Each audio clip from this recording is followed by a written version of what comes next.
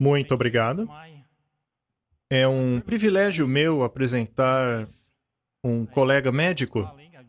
Eu conheci pessoalmente nesta tarde, mas já fui abençoado pelo tempo que passamos juntos. O Dr. Peter McCullough é um internista, cardiologista, epidemiologista e tem sido professor de medicina em diversas universidades de medicina. Eu darei mais detalhes a respeito de suas atividades a seguir. Ele mantém o Conselho de Certificação em Medicina Interna e o do Conselho de Medicina de Doenças Cardiovasculares. Além de praticar a medicina interna, ele também atua na administração de doenças infecciosas comuns, como também nas complicações cardiovasculares causadas tanto pela infecção viral, como também das reações adversas ocorridas após a vacinação do Covid-19. Desde o início da pandemia, o Dr. McCullough tem sido um dos líderes em relação ao tratamento e resposta ao Covid-19. Ele já publicou estudos a respeito, e o mais recente, que aliás eu tenho em meu próprio computador, e do qual fiz cópias para distribuir aos meus colegas médicos. O estudo é intitulado Base Patofisiológica e Racional para o Tratamento Precoce do SARS-CoV-2, ou infecção por Covid-19. Este documento é a primeira síntese de tratamento sequencial multimedicamentoso de pacientes ambulatoriais infectados com SARS-CoV-2. Ele foi publicado no American Journal of Medicine e, posteriormente, atualizado em janeiro desse ano. O Dr. McCullough possui 46 publicações revisadas sobre a infecção e tem sido ativamente convidado pela mídia para comentar a respeito da crise do Covid-19. Eu tenho certeza que todos vocês já ouviram na televisão. Em 19 de novembro de 2020, o Dr. McCullough testemunhou no Comitê do Senado americano em relação à segurança nacional e assuntos governamentais. E em 2021, ele falou à Comissão do Senado do Texas sobre Saúde e Serviços Humanos, à Assembleia Geral do Colorado e ao Senado de New Hampshire sobre muitas questões a respeito da resposta à pandemia.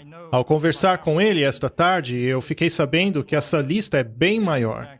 Na conversa desta tarde, tomei conhecimento que ele possui diversos contatos e interage com pessoas desta natureza que ligam para ele pedindo aconselhamento e informações.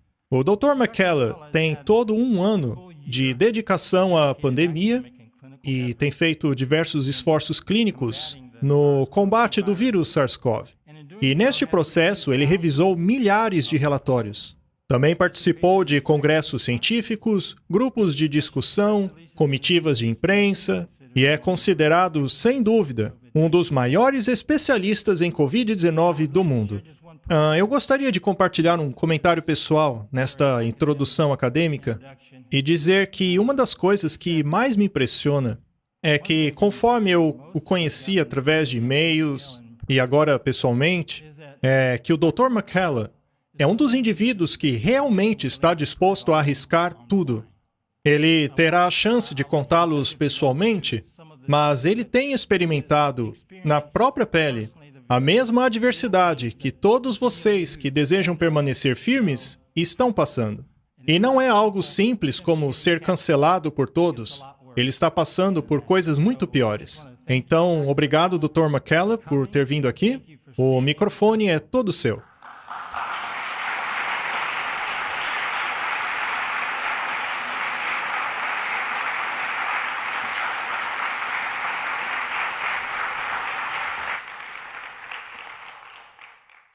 Obrigado pela apresentação. Obrigado a todos vocês que vieram aqui esta manhã. Muito bem.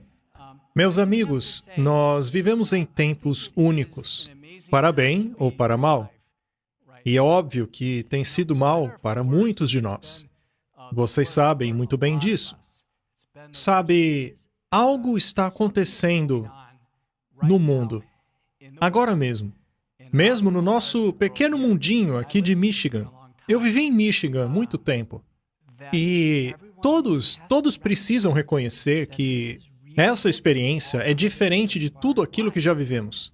Eu jamais esquecerei daquelas coletivas de imprensa, quando o Trump subia lá e dizia: vamos aguentar até a Páscoa. Se a gente aguentar até a Páscoa, tudo estará terminado. Mas sabe, eu não acompanhei muito de perto a epidemia do SARS. E eu liguei para alguns colegas meus lá no Canadá e disse a eles: ei, vocês foram atingidos pelo SARS, não foram? Quanto tempo durou aquilo? E eles disseram: olha, a gente teve que usar aquelas máscaras pesadas, desconfortáveis. Mas, sabe, eu acho que o Trump está certo. Até a Páscoa e tudo ficará resolvido. Gente, como eles estavam errados, hein? Mas, muito bem.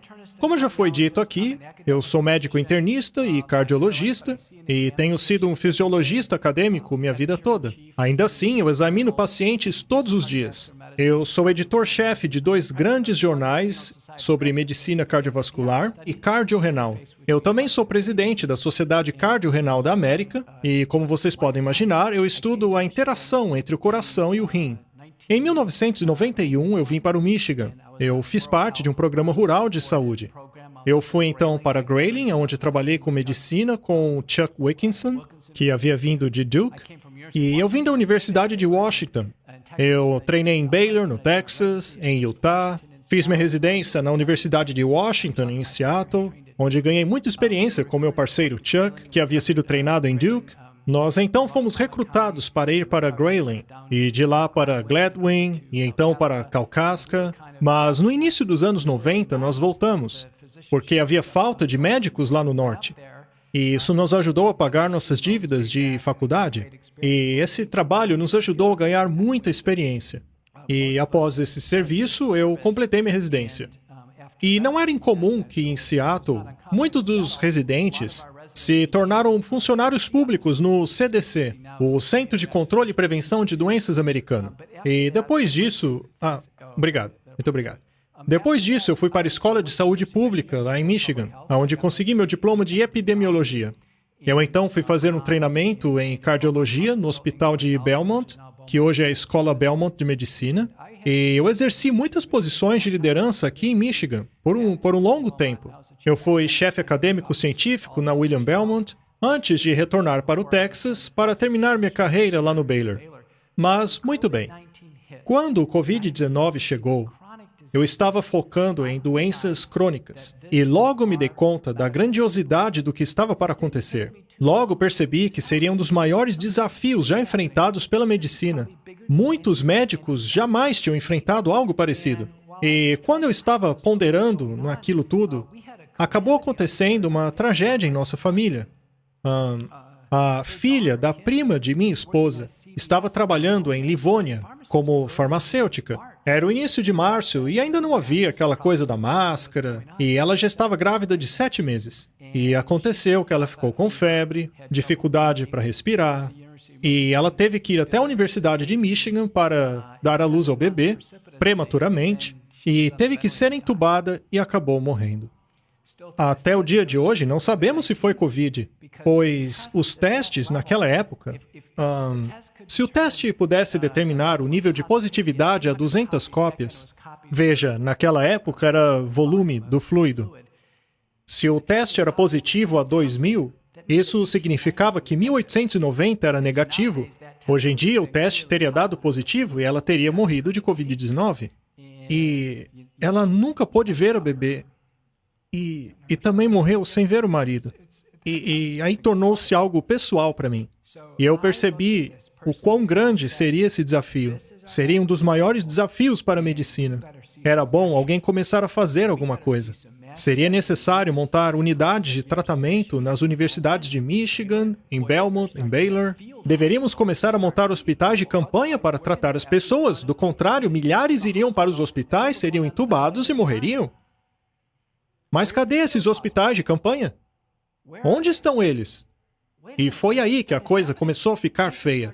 As pessoas começaram a adoecer, a ligar para os seus médicos e pedir tratamento, mas a resposta era: não há tratamento. Ninguém sabe tratar o Covid. E foi a primeira vez na minha vida que eu vi médicos não tratarem um problema. Eles não faziam nada. E a impressão que me dava é que era por causa de medo. Eles não queriam contaminar os seus consultórios. Eles não queriam um monte de gente infectada aguardando na sala de espera. O nosso centro médico recebeu ligações de muitos colegas pedindo por máscaras. Outros queriam hazmats, que são aquelas roupas de plástico que cobrem o corpo todo. Já outros intubavam antes da hora os pacientes para que o ar do pulmão deles não saísse contaminando o ambiente todo. E eu ficava horrorizado ao ouvir essas conversas. E dentro de 2 meses ficou absolutamente claro que o centro biomédico não trataria o Covid. Não haveria tratamento precoce para o Covid. Eles nunca construíram um hospital de campanha. Mas em relação a Michigan, e quanto a Belmont? Não, isso se tornou a norma. E isso foi oficializado em 8 de outubro do ano passado, quando o Instituto Nacional de Saúde disse que ninguém deveria receber tratamento precoce. Ninguém. Eles primeiro deveriam ficar doentes ao ponto de não poderem respirar mais, para então ir